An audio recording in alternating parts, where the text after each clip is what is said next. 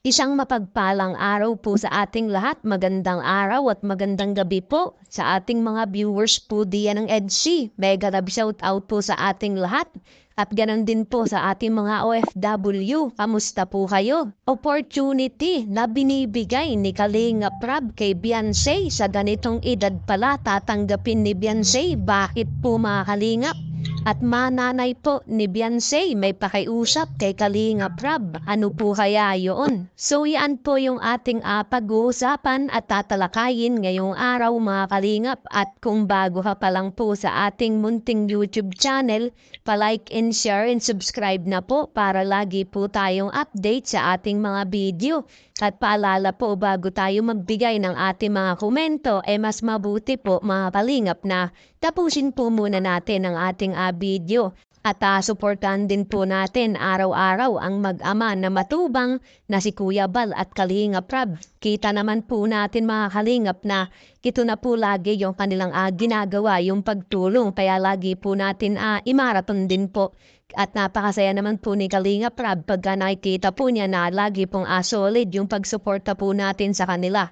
At maganda pa po niyan, marami pa po silang may scout at mapagbahayan po lalong-lalo na yung ating mga minamaraton. So yon mga Kalingap, mapunta na po tayo dito sa opportunity nga po na binibigay ni Kalinga Prab.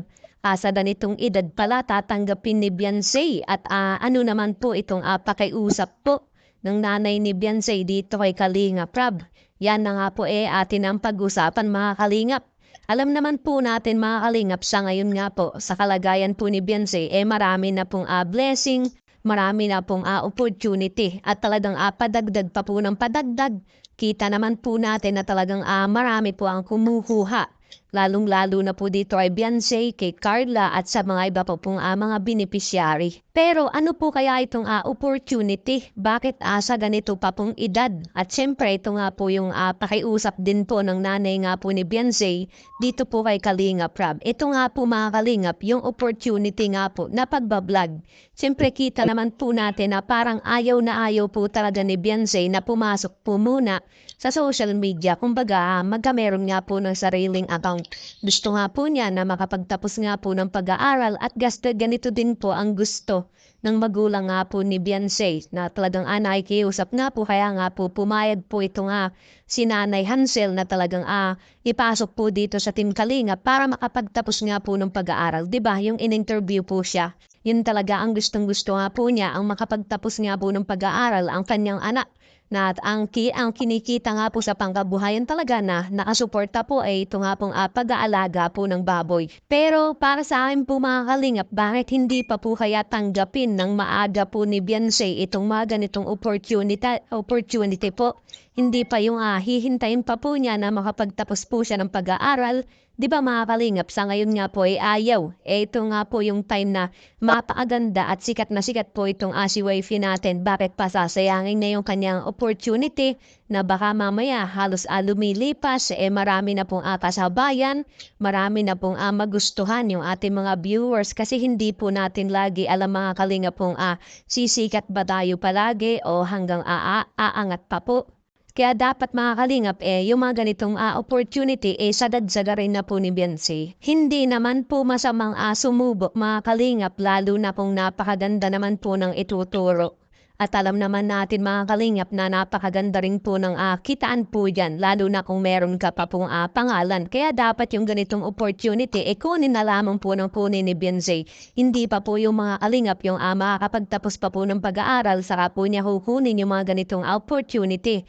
Napakatagal na noon po mga Kalingap. Kayo po mga Kalingap, ano po ang masasabi nyo? Dapat po bang kunin na po ni Beyonce yung ganitong opportunity o hayaan muna? O kumbaga wag mo nang sayangin ni Beyonce yung mga ganitong opportunity kasi napaganda na. Ano yung masasabi niyo po mga Kalingap na maipapayo niyo po sa kanya? Andyan naman po si Papa Eds, handa rin pong tumulong sa kanya. Lalong-lalo na si Papa Eds po, isa ng veterano sa social media. Di ba mga Kalingap, napakalaki din po ng binabayaran dyan po sa bahay po nila Beyonce, yung mga pangangailangan po nila, di ba? Makakalusot po yan sa mga pang-araw-araw po ni Beyonce, mga Kalingap. At yun na guys, ang nangyari sa EDC guys, no? hanggang dito na lang ang ating reaction video ngayong araw na to guys no. At kung bago ka pa lamang sa aking YouTube channel, please like and subscribe na rin po at pakipindot na rin po ang notification bell button para updated po kayo sa mga ilalabas nating mga reaction video mga kalingap no. At suportahan po natin ang buong kalingap na si Kuya Balsads Matubang, Ate Ana Vlogs, Kalingap Rab at buong kalingap team at mga kalingap reactor guys no. Hanggang dito na lang ang ating reaction video. Maraming salamat sa panonood. Stay tuned lagi at maraming salamat. I love you all. Mwah mwah. Chup chum. Bye bye.